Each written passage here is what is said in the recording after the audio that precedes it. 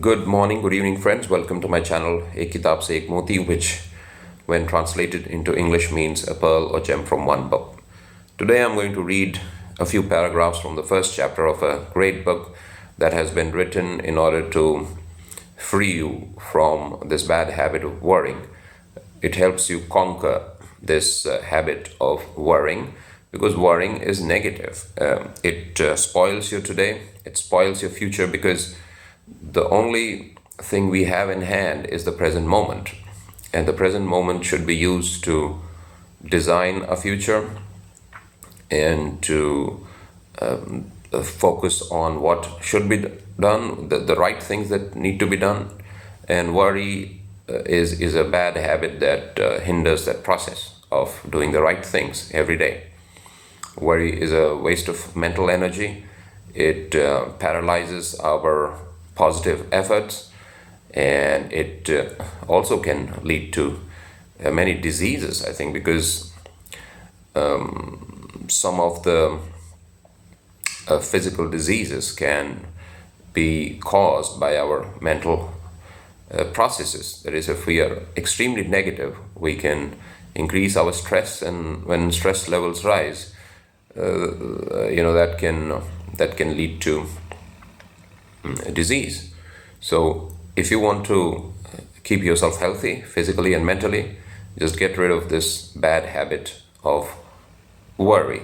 I think it was E. Stanley Jones who said that we transfer our diseases from the mind to the cell. For example, when we worry, we are transferring or transmitting this deadly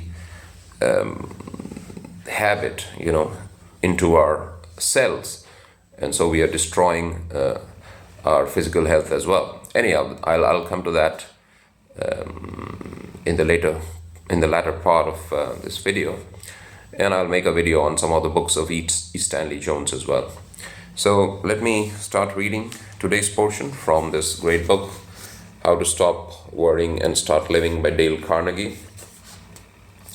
So let me read from the first chapter, which has been titled, Live in Day-Tight Compartments.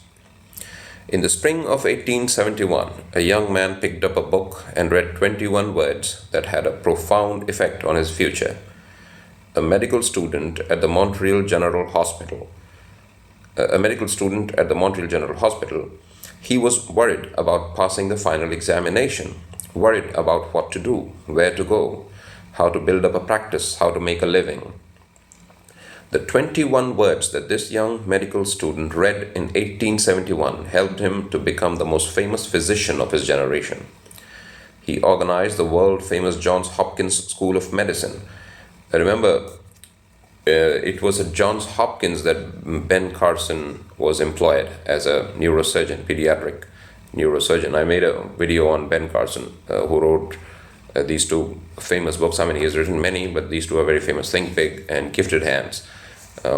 So who wrote, or I think he had co-authors to help him, but anyhow, the idea is that Ben Carson was a doctor or was a pediatric neurosurgeon at this hospital, Johns Hopkins School of Medicine. He organized the world-famous Johns Hopkins School of Medicine. He became Regius Professor of Medicine at Oxford, the highest honor that can be bestowed upon any medical man in the British Empire. He was knighted by the King of England, so he had this title of Sir. He was knighted by the King of England. When he died, 2 huge volumes containing 1,466 pages were required to tell the story of his life. His name was Sir William Osler. Now there is a printing mistake here. It says Osler, but it's Osler actually. His name was Sir William Osler. Here are the 21 words that he read in the spring of 1871. 21 words from Thomas Carlyle that helped him lead a life free from worry. So please pay attention. Our main business is not to see what lies dimly at a distance, but to do what lies clearly at hand. 42 years later, on a soft spring night, when the tulips were blooming on the campus, this man, Sir William Osler, addressed the students of Yale University. He told those Yale students that a man like himself, who had been a professor in 4 universities and had written a popular book, was supposed to have brains of a special quality. He declared that that was untrue, so he didn't have any natural gifts. He said that his intimate friends knew that his brains were of the most mediocre character. What then was the secret of his success? He stated that it was owing to what he called living in day-tight compartments. What did he mean by that? I think he borrowed this terminology from one of his observations of the way ships function. What did he mean by that? A few months before he spoke at Yale, Sir William Osler had crossed the Atlantic on a great ocean liner where the captain standing on the bridge could press a button and presto, there was a clanging of machinery and various parts of the ship were immediately shut off from one another. Shut off into watertight compartments. Now, each one of you, Dr. Osler said to those Yale students, is a much more marvelous organization than the great liner and bound on a longer voyage. What I urge is that you so learn to control the machinery on the basis of day-tight compartments as the most certain way to ensure safety on the voyage. Get on the bridge and see that at least the great bulkheads are in working order. A bulkhead seems to be a shipping term, so let me just check its meaning so that we read with understanding. Let's see what a bulkhead is.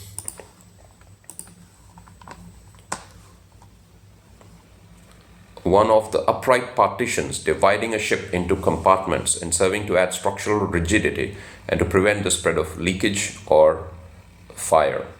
A partition or wall serving a similar purpose in a vehicle such as an aircraft or spacecraft. A wall or an embankment as in a mine or along a waterfront that acts as a protective barrier. A horizontal or sloping structure on the outside of a building providing access to a cellar stairway. So that's what bulkhead means. It seems to be a shipping term. Get on the bridge and see that at least the great bulkheads are in working order. Touch a button and hear at every level of your life the iron doors shutting out the past. So it's an analogy, so you need to visualize this process. So touch a button and hear at every level of your life the iron doors shutting out the past. So you shut out the past, the dead yesterdays. Touch another and shut off with a metal curtain the future, the unborn tomorrows. Then you are safe for today. Shut off the past. Let the dead past bury its dead. Shut out the yesterdays which have guided fools on the way to dusty death. The load of tomorrow, added to that of yesterday, carried today makes the strongest falter. Shut off the future as tightly as the past. The future is today. There is no tomorrow. The day of man's salvation is now. Waste of energy, mental distress, nervous worries dog the steps of a man who is anxious about the future. Shut close then the great fore and aft bulkheads and prepare to cultivate the habit of life of day-tight compartments. Now there are two more shipping terms. Let me just check them. Fore means before, so fore can be a shipping term as well. So it's a noun here, so let me see what it means. Something that is located at or toward the front part. So the fore is the front part, and the aft, I think, or aft should be the the back part, or the portion at the back. Let me see. Aft is at, in, toward, or close to the stern of a vessel or the rear of an aircraft or spacecraft. So it's the rear part of an aircraft or spacecraft. So I think it applies to ships as well. Anyhow, so this is what I wanted to read for today, and now let's analyze what Dr.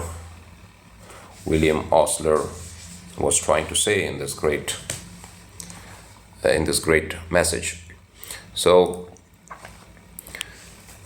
the first thing is that you need to remember this famous lines of Carlyle, which are these, or a famous line actually, it's a single line. Our main business is not to see what lies dimly at a distance, that is the future, but to do what lies clearly at hand today. So the idea is that if you live right today, the future will take care of itself. And you need to live in day-tight compartments, just like you have watertight containers or airtight containers, right? So water cannot enter a watertight container, and air cannot enter an airtight container. So day-tight compartments are such compartments or such time frames where you don't allow the future, the worry of the future, or the worry of the kind of regrets of the past to enter this time frame that has been given 24 hours a day. So that's what is the secret of success now, or the power of focus. So God gives us 24 hours each day, so we shouldn't spoil those 24 hours by regret for the past. Things like, I made a video on this as well. Like, there are some if thinkers and there are some how thinkers. So if thinkers just kind of analyze the past, not to learn from the past. That's a kind of creative process, and that's a positive process where you analyze the past to see what you could have done better, and so that you do the things right today, and so that your future becomes better. That's fine. That is a productive activity of today, where you analyze the past and you try to figure out why something went wrong and why you didn't do a certain thing well. And so you analyze yourself, you analyze your thinking processes, you just analyze all the aspects of anything that you did wrong, and then you try to become better at it and improve yourself. That's fine. But the if thinker is not like that. The if thinker just goes round and round. It's just like a never-ending thought process where he or she analyzes the past and tries to think that he or she shouldn't have done something, so that he or she could have avoided this present situation in which he or she is. So that's the wrong habit. The if thinker is a worrier, actually. He or she worries and destroys the present moment, which has been given as a gift of God. So this moment should not be wasted. Worrying is wasting of our energy, actually. Worrying wastes our kind of destroys our thinking process. So instead of thinking constructively as to what we can do today, to make our future better, what we are doing is we are just wasting our mental energy on things that cannot be changed. So why worry about things? Worrying is not a constructive process. That's why I'm trying to use this word again and again. It's a destructive process. By worrying, you don't make anything better at all. Let's say you have huge debts and you start worrying about that. So the worrying process will only make you weaker today. So that you will need strength to come out of your debt. You'll have to think creatively to come out of your debt, right? But by worrying, you're just wasting the time that has been given to think positively and creatively. That's why all these positive thinking books are needed, so that your mind is on the right track. So this day has been given to us, and if we live right today, if we think right, that's what I usually say. That's what I've been saying in some of the videos of my channel, that if you think right, if you speak right, and if you do right every single day, your life will be a masterpiece. And that's what John Maxwell also says, that the secret of your success is determined by your daily agenda. So just do the right things today, and the only thing you have in hand is today. The future is still is a dim thing. I mean, it is at a distance. The future is gone. So the day-tight compartment is available to us, and we should make full use of that, and that will change our life for the better.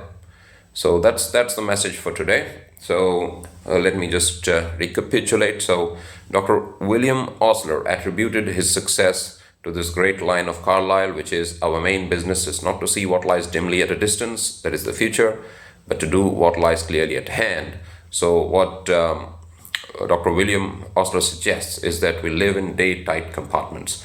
Shut all the past mistakes or all the past things that you've already done. Shut the worry of the future and just focus on today. So worry cannot exist, or worry cannot trouble you if you just focus on today.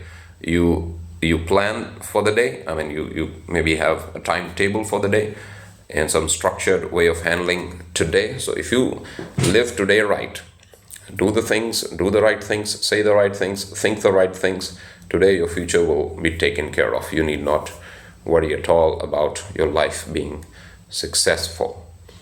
So I hope you liked this video. Thanks for watching.